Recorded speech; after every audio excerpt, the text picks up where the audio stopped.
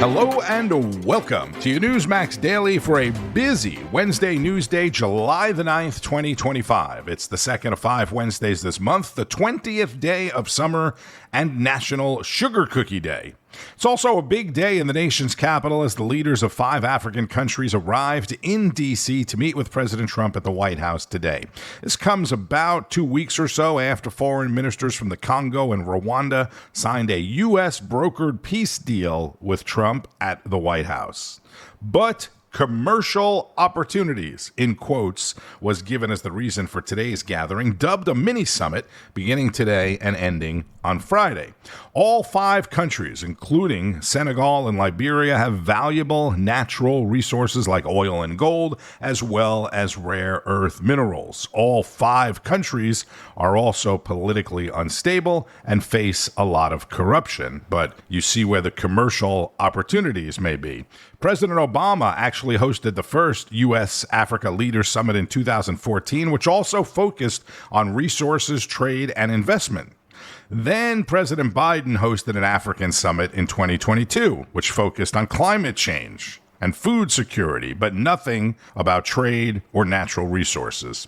Because all Biden was focused on was giving stuff away, but not helping our country. So this is the big story in Washington today. But outside of Washington, Americans now want answers from FBI Director Kash Patel, Deputy Director Bongino, Attorney General Pam Bondi, and others on the Jeffrey Epstein cover-up, or big lie, scandal, whatever you want to call it. These are all the ways people are referencing it on social media, which just absolutely blew up yesterday. I have a segment coming up from Finnerty, and in Texas, the numbers keep going up as the flood levels go down. More than 110 deaths have now been confirmed, and some 170 people are unaccounted for. President Trump in yesterday's cabinet meeting. There's never been a wave like this outside of the breaking of a dam, because this was almost a wave that ended up being 30 feet high, more actually. Now, with the dam, you can understand it, but this approached almost with that speed. When you see a dam break, it's not a pretty sight. It wipes out everything, and this is the kind of thing that built up so fast. And it's happened 2 or 3 times before over the years, but not to this extent. But tell them when you met the father who was picking up the daughter's clothing. And I had walked through the cabin where all the little girls died, and I had kind of fallen apart in there, but I walked out of the cabin, and a gentleman was standing there, and he said, that man over there needs a hug. And so I walked over to him, and I hugged him, and I said, do you work here? And he said, no, my little girl was in that cabin. And he said, and I just found her best friend about an hour and a half ago. She had passed away. And he just fell apart. And so then we just hugged and talked for probably an hour. An emotional Kristi Noem in yesterday's White House cabinet meeting. Later in the day, the DHS secretary was in studio with Greta Van Susteren.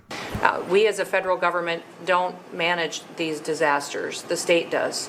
We come in and support them. And that's exactly what we did here in this situation. FEMA went to an enhanced level immediately, but as soon as you signed the major disaster declaration, we were able to get them resources and dollars right away. We still are looking for people. We're still looking for a lot of little girls and other family members that were camping along that river, and they will continue until they find every single person, and we will continue to help them and assist in that. United States Secretary of Homeland Security and co-chair of the FEMA Review Council, Kristi Noem, joins me. Nice to see you, Madam Secretary. Good to see you too, Greta. When you landed there, what did you expect to see, and what did you see? Well, as soon as the flooding happened and I found out about it, I went there immediately, got there early afternoon. You know, I knew I would see a lot of devastation and tragedy, but people were just broken. I had a briefing with all the emergency responders that were there in that town and in that county, and the governor was there, and so I had the chance to find out what they were currently doing. We had already deployed our Coast Guard there, and then we had some special teams from Customs and Border Protection that were there, so we already had federal resources on the ground. But I went to the camp and told the governor I wanted to go to the camp to be there, where all these little girls were missing. I didn't expect that the parents would be there.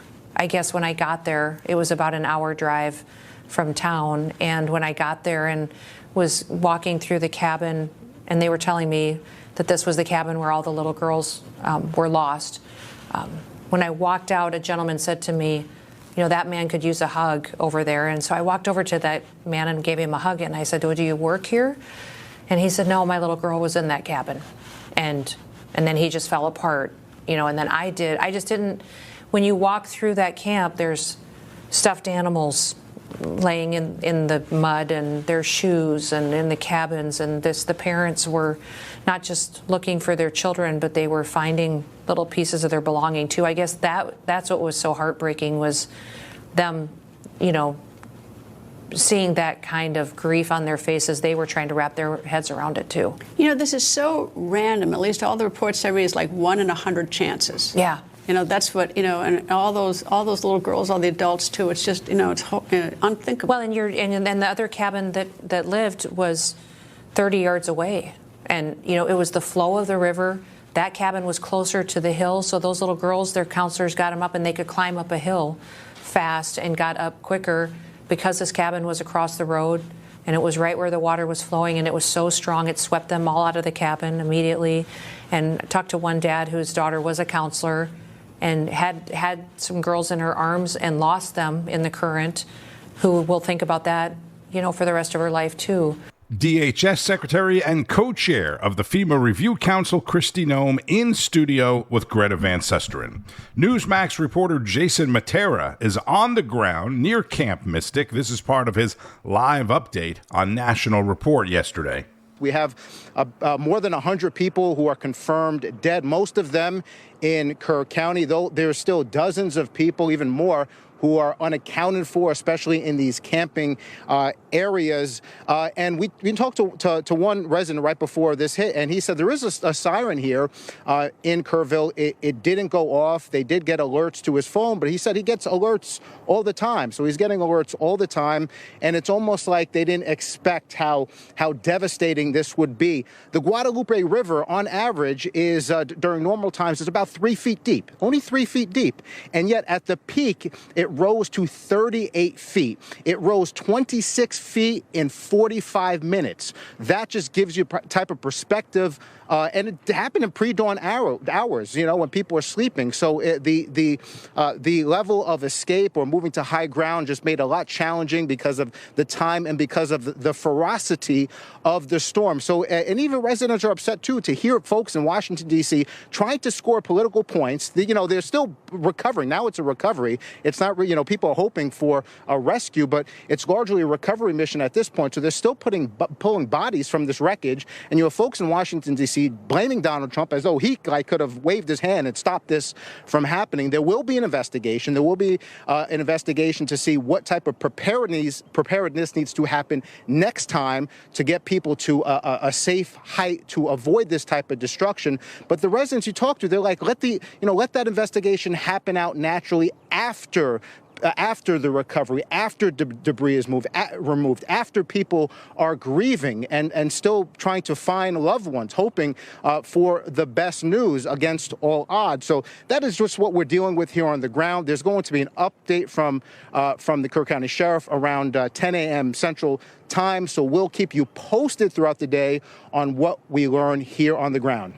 Newsmax's Jason Matera on the ground in Kerrville, Texas. He will be keeping us updated throughout the day, and there will obviously be more news conferences and updates from officials there as well.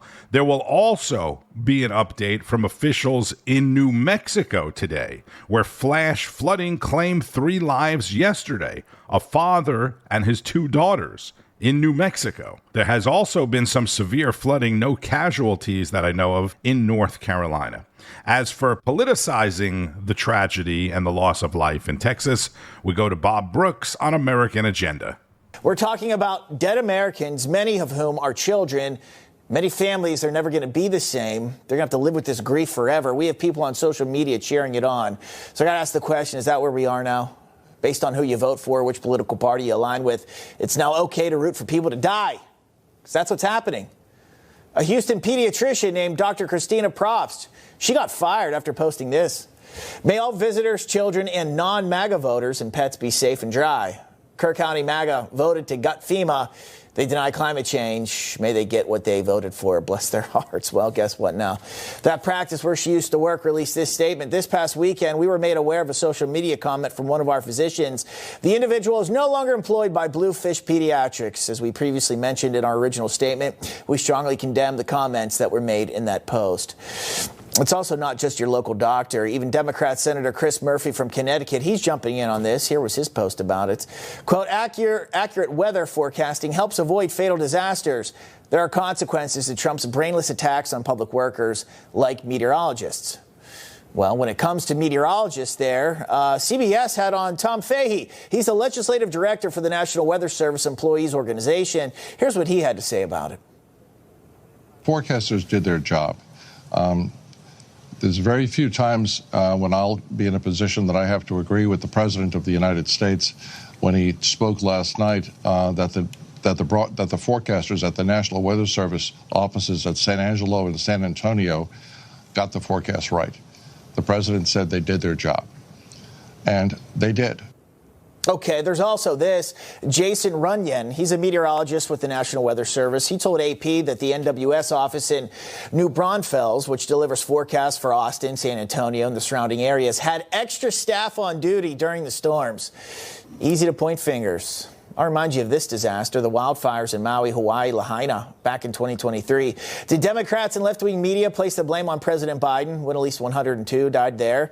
Or place the blame on emergency officials after investigations found no evidence that Hawaii officials made preparations for it? Or did they place blame after it was found the heads of the County Emergency Management Agency and the Maui Fire Department were off island that day attending conferences in Honolulu despite the risks? I don't think they did.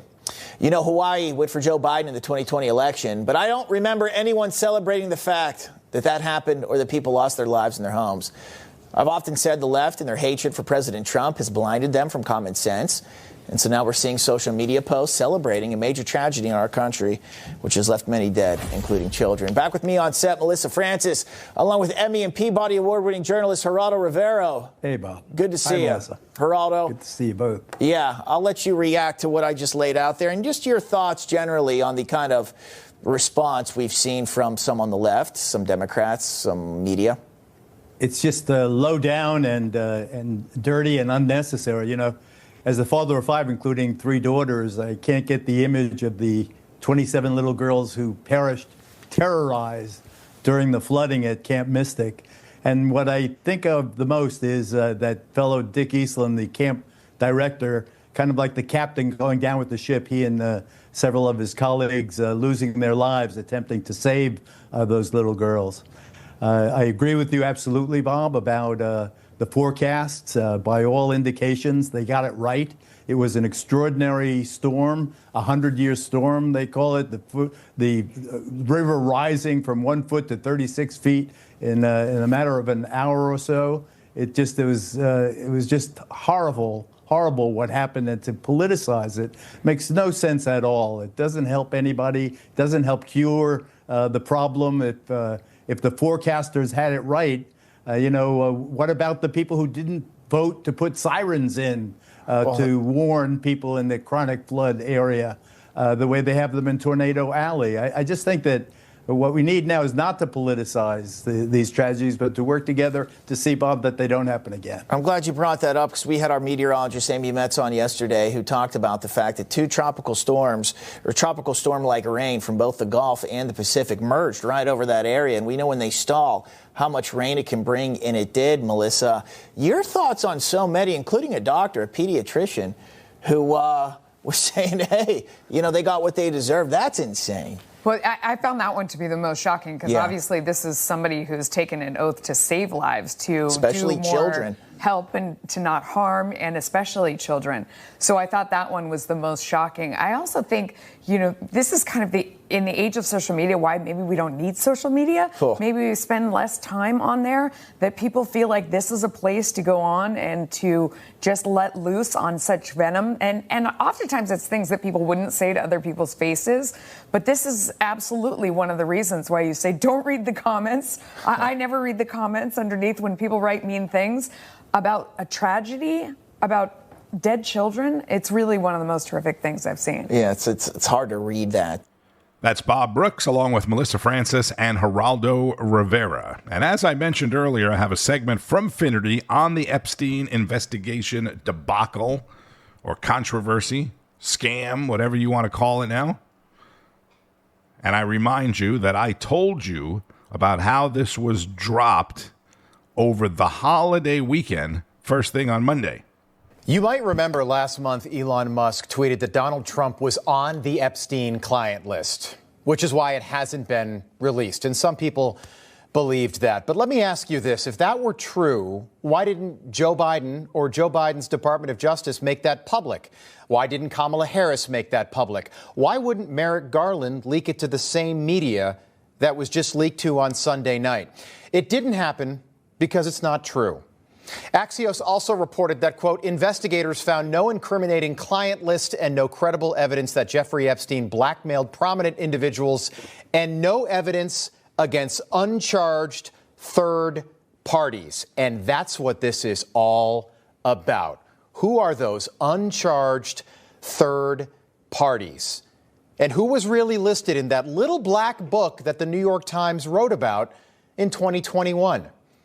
But this also raises several questions, the most obvious being, why did Jeffrey Epstein kill himself when he was facing sex trafficking charges in prison? And why is Ghislaine Maxwell in prison for 20 years on a sex trafficking conviction if no one was trafficking any sex? Does that make any sense at all? We don't think it does. We also think it's important to once again lay out why this matters, because it does. For the past decade, the name Jeffrey Epstein has floated in and out of the news cycle, and we are talking about this again tonight because Epstein died in prison before this case ever went to trial, meaning the hundreds of victims here that he was accused of trafficking and the people that he may have been trafficking them to will never face justice or even be named publicly. This never really goes away, does it, Sarah? I live every day in fear. I don't know where these people are. I don't know whether they're going to knock on my door, whether they're going to phone me, whether I'm going to get an email. Until they're arrested, I don't think I'll ever start to heal. That was an Epstein accuser, an Epstein victim. And according to multiple reports, famous people like Bill Clinton, flew on Jeffrey Epstein's private plane at least 26 times. Think about that. I've been married for more than 10 years. I don't think my wife and I have been on the same plane 26 times. That's a lot of flights. And many of those flights were to and from a small island right off the coast of St. Thomas. If you've ever been to the U.S. Virgin Islands, St. John, you can see it right from the beach. It's not hiding. It's in plain sight. And why did Jeffrey Epstein have an oil painting of Bill Clinton in a dress wearing high heels in that house in the Virgin Islands? And what were prominent people like Bill Clinton and Prince Andrew and Bill Gates doing on that island? And why did Bill Gates' ex-wife hate Jeffrey Epstein so much? You know, it was also widely reported that Bill had a friendship or business or some kind of contact with Jeffrey Epstein, and that you were not, that was very upsetting to you. Did that play a role in the divorce at all? I did not like that he'd had meetings with Jeffrey Epstein, no. Mm-hmm. I also met Jeffrey Epstein exactly one time. Did you? Yes, because I wanted to see who this man was. And I regretted it from the second I stepped in the door. He was abhorrent. He was evil personified. I had nightmares about it afterwards. And you shared that with Bill, and he still continued to spend time with him? Any of the questions remaining about what Bill's relationship there was, those are for Bill to answer. Okay, Bill never has, and Bill really hasn't been asked about it, but he had no problem hanging out with Jeffrey Epstein. Those two are now divorced. This was all information we were told was going to come out, and we were told that the information would be shocking. In this case, in Epstein's case, it is incredibly disturbing. We have flight logs, we have information, names that will come out. There were so many individuals that were hidden and kept secret and not been held accountable. Let's talk about the reverse. I believe in accountability. So you have to now go through your process. Now, I won't say they're guilty until they go through their time in court. But again, now it's time for accountability. We have seen for so many years, Pierce, in this country, many investigations, subpoenas, testimonies in Congress, et cetera, et cetera. But there's a general frustration with accountability. We take it halfway. We don't take it home. And I really believe that now with Cash and Pam, there will be accountability. And that right there is why so many people are frustrated tonight. According to the Department of Justice, there is no client list. There is no evidence that anyone was ever blackmailed. Essentially, we were told Sunday that this is case closed, which I suppose is a possibility. But we want to know what happened. Who got to who here? Because it feels like something happened. Rob Finnerty is the host of Finnerty, 8 p.m. Eastern. And I'm sure you recognize the voice there, right? Former Trump attorney and former White House counsel Alina Habba. We have flight logs. We have, she said, we have information. We have names that will all come out. And there will be accountability. Very similar to what Attorney General Pam Bondi had said. There is so much that doesn't make sense to unpack here. And I talked about some of it yesterday, and I'm sure we will continue to talk more about it moving ahead.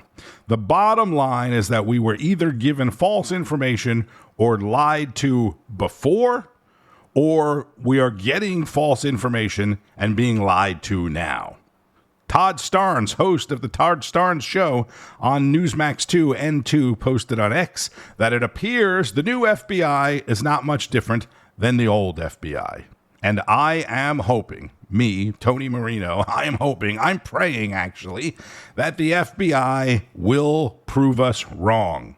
The video that was released over the weekend, as I discussed on Monday's Newsmax Daily, that the FBI says helped lead to the conclusion that Epstein did in fact commit suicide, is missing 1 minute and 1 second of footage. There's a jump in the timestamp on the video from 11:58:59 to midnight. That's 1 minute, 1 second. When asked about the missing minute, Pam Bondi said the videotape glitch happens every night and is not a sign of tampering. I cannot express how disappointed I am with this whole thing. And as I said yesterday, the FBI needs to hold a news conference. Kash Patel, Bongino, maybe the Department of Justice. We need a news conference, and we need it quick. And then, according to Reuters and some other news agencies, the FBI has launched a criminal probe into former CIA Director James Brennan and former FBI Director James Comey over alleged wrongdoing related to the past government investigations about claims of Russian interference in the 2016 election. So did that just all of a sudden come out yesterday to deflect or distract us from the Epstein announcement? I have mentioned on many podcasts in the past that I'm generally not a big conspiracy theorist, but the Supreme Court on Tuesday cleared the way for President Trump's plan to downsize the federal workforce despite warnings that critical government services would be lost and hundreds of thousands of federal employees will be without their jobs. Also getting huge severance packages, right? The justices overrode a lower court that temporarily froze the cuts that were led by DOGE, the Department of Government Efficiency. Chalk that up as another win for the administration.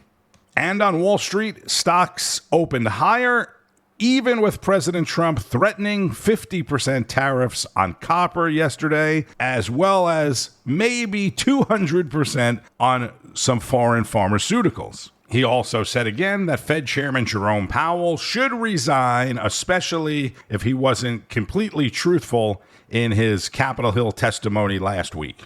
White House economic advisor Kevin Hassett is emerging as a possible replacement to Jerome, the prophet killer, Powell. So it is going to be another busy day at the White House with this African summit. The winds are swirling around this whole Jeffrey Epstein thing, and of course, updates out of Texas and New Mexico as well. Be sure to keep up with today's news and all the breaking developments on Newsmax, N2, and at NEWSMAX.com. The news starts each and every morning with Wake Up America. I'm Tony Marino. Enjoy the rest of your Wednesday. Maybe get a sugar cookie and maybe get a lottery ticket or two. Tonight's Powerball up to $216 million. And keep on fighting the good fight. News breaks every minute, every day. You need the app, the Newsmax app. Find it free on your smartphone store. Then watch us anytime, anywhere. Information. Truth is freedom. Is Newsmax. It's real news for real people.